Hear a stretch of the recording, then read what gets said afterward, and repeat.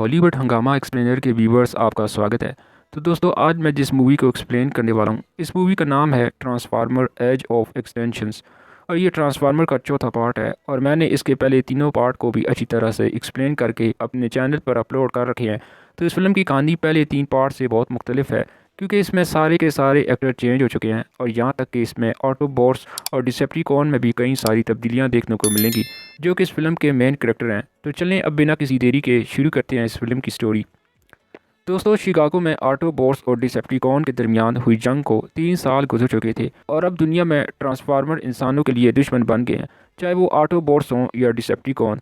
CIA के agent Khalid एटेंगर ने एक मिशन बनाया है जिसमें इनका मकसद है ज़मीन पर मौजूद सारे ट्रांसफार्मर को ख़त्म कर देना। और वो इस काम के लिए एक बाउंटी हंटर लॉकडाउन की मदद ले रहे होते हैं, जो खुद भी एक ट्रांसफार्मर होता है। लॉकडाउन के क्रिएटर ने इसे यहाँ भेजा होता है ताकि वो ज़मीन पर एक खुफिया मिशन पूरा कर सकें। अब वो इस मिशन को पूरा करने के लिए हार्ट लीड के साथ एक डील करता है, जिसके बदले में वो इंसानों को एक ख़ास किस्म का बीज देगा। अब ये बीज क्या है, ये मैं आपको आगे बताऊंगा। अब हार्लेट की आर्मी सोल्जर लॉकडाउन के साथ मिलकर एक ऑटोबॉट्स को ट्रैक कर लेते हैं और वो ऑटोबॉट्स पर हमला करके इसे ख़त्म कर देते हैं। अब मरने से पहले लॉकडाउन इससे पूछता है कि ऑप्टिमस प्राइम कहाँ है, पर वो ऑटोबॉट्स से कोई जानकारी नहीं देता। दोस्तों, अब कहानी शिफ्ट होती है हमारे मेन हीरो कैड एगर की तरफ, जो कि एक मैकेनिक होता है जो मैकेनिकल पार्ट को कलेक्ट करके नई तरह की मशीनें ईजाद करता है। कैड और उसका दोस्त लोकस एक पुरानी सिनेमा हाउस में जाते हैं जहाँ पर मेटल के बहुत सारे पार्ट्स होते हैं। साथ ही वहाँ पर एक बहुत बड़ा पुराना सा ट्रक भी होता है जिसकी हालत बहुत ख़राब थी।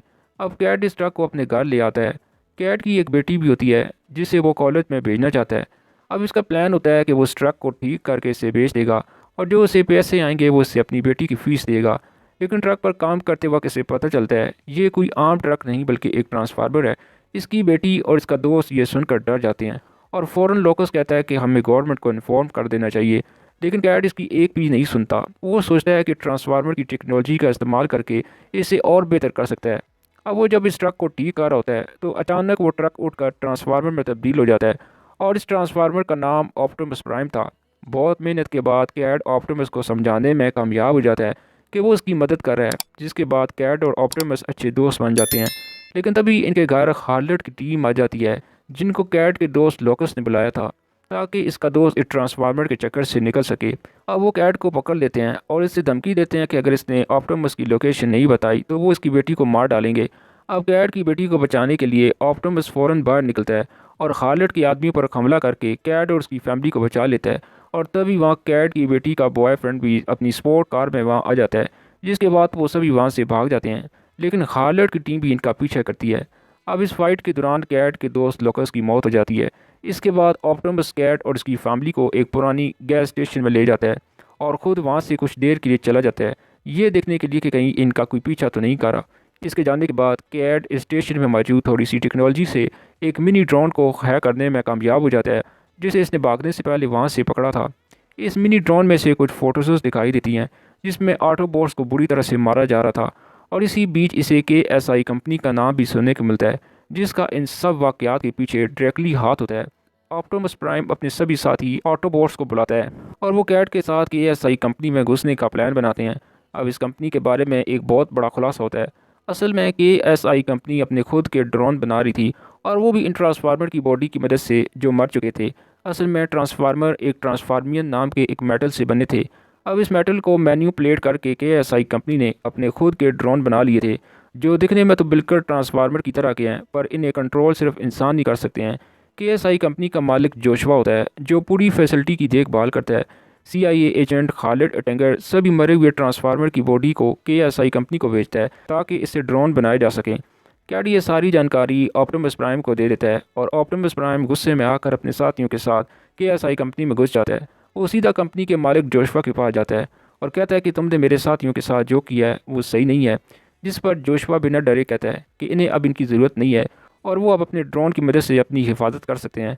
अब इस बात से ये साबित हो जाता है कि जोशुआ और खालिद एक साथ काम करते हैं। अब असल में जोशुआ ही वो इंसान होता है जिसे इस बीज की ज़रूरत होती है। दरअसल वो बीज ट्रांसफार्मर के बनाए गए द्वारा वो मशीन है जिससे बहुत सारे ट्रांसफार्मर पैदा किए जा सकते हैं। हार्लेट और लॉकडाउन के बीच जो डील हुई थी कि अगर इंसानों को ऑप्टिमाइज मिल गया तो लॉकडाउन बदले में इंसान को वो बीज देगा, जिसका मतलब है कि अगर जोशुआ के पास वो बीज आ गया तो इंसान बहुत सारे ड्रोन बना सकते हैं। अब ऑप्टिमस प्राइम जोशुआ की बात सुनकर वहाँ से चला जाता है। अब इंसान ऑप्टिमस प्राइम की तरफ से किए गए इस हमले को जंग का ऐलान समझते हैं, तो वो ऑप्टिमस प्राइम के पीछे बहुत सारे ड्रोन भेजते हैं जिनको कंट्रोल इंसान कर रहे थे। तो ऑप्टिमस प्राइम इन सब ड्रोन को एक एक करके तबाह कर देता है, लेकिन तभी वहाँ लॉकडाउन भी आ जाता है और वो ऑप्टिमस प्राइम पर हमला करके इसे पकड़ लेता है, जिसके साथ साथ कैट की बेटी भी लॉकडाउन के जहाज़ पर चली जाती है। अपनी शिप पर लॉकडाउन ऑप्टिमस को बताता है कि इसे क्रिएटर नाम के लोगों ने बनाया है और वो अब ऑप्टिमस प्राइम को वापस बुला रहे हैं। वहीं दूसरी तरफ ऑप्टिमस के साथी और कैट और शेन लॉकडाउन की शिप पर चढ़ जाते हैं ताकि ऑप्टिमस और टीज़ा को बचाया जा सके। अब इसके बाद ऑप्टिमस प्राइम के साथी ऑटोबॉस को बचा लेते हैं और जहाज़ का कंट्रोल अपने हाथ में ले लेते हैं। और वहीं दूसरी तरफ कैट और शेन को भी टेज़ा मिल जाती है। अब सारे अच्छे ट्रांसफार्मर एक साथ मीटिंग करते हैं और ऑप्टिमस प्राइम कैट को सारी सच्चाई बताता है। असल में आज से 70 बिलियन साल पहले ट्रांसफार्मर ज़मीन पर आए थे और उन्होंने वो बीज ज़मीन पर गाड़ दिए थे जिससे ट्रांसफार्मियन पैदा हो सकें, और इसी वजह से ज़मीन पर सारे डायनासोर ख़त्म हुए थे और इसी वाक़े में डायनाबॉट्स का भी जन्म हुआ था। अब देखें, इंसान के पास वो बीज आ गए हैं जिसकी वजह से वो अब ट्रांसफार्मर ड्रोन्स को बना सकते हैं। और अब वो पैगाट्रॉन जिसे इंसानों ने ज़िंदा किया था वो इस बीज को हासिल करके ज़मीन पर हमला करना चाहता है। कैट अब ये सारी बातें KSI के मालिक जोशुआ को बताता है। अब इतनी सारी बातें सुनने के बाद जोशुआ इनकी हेल्प करने के लिए मान जाता है और इसकी कंपनी इन बीज को हांगकांग ले जाती है। लेकिन अचानक इन्हीं के बनाए हुए ड्रोन कैल्विन ड्रोन के साथ मिलकर इन्हीं पर हमला कर देते हैं। ऑटोबॉट्स और इनके बीच घमासान लड़ाई देखने को मिलती है और तभी वहाँ लॉकडाउन भी ऑटोबॉट्स को पकड़ने आ जाता है, जहाँ ऑप्टिमस प्राइम और ऑप्टिमस मिलकर इन सब ड्रोन को हरा देते हैं। वहीं दूसरी तरफ कैट इस बीज को सही सलामत रखने में कामयाब हो जाते हैं और वहीं ऑप्टिमस प्राइम लॉकडाउन को मार देता है। अब लड़ाई को हारता देख कैल्विन ड्रोन बहुत गुस्से में आ जाता है और वहाँ से भाग जाता है और वो कसम खाता है कि जब तक वो ऑप्टिमस प्राइम को ख़त्म नहीं करेगा तब तक वो चैन से नहीं बैठेगा। इन सब के बाद गवर्नमेंट फिर से ऑप्टिमस प्राइम और ऑटोबॉट्स पर भरोसा करने लगती है और ऑप्टिमस प्राइम डायनाबॉट्स को आज़ाद कर देते हैं और इंसानों से कहता है कि यह पूरी लड़ाई मेरी वजह से शुरू हुई थी और क्रिएटर ने ऑप्टिमस को पाने के लिए लॉकडाउन को भेजा था। जिसके बाद ऑप्टिमस प्राइम अब इन क्रिएटर को ढूंढने के लिए निकल पड़ता है और यहीं पर इस मूवी का द एंड हो जाता है, लेकिन कहानी अभी जारी है।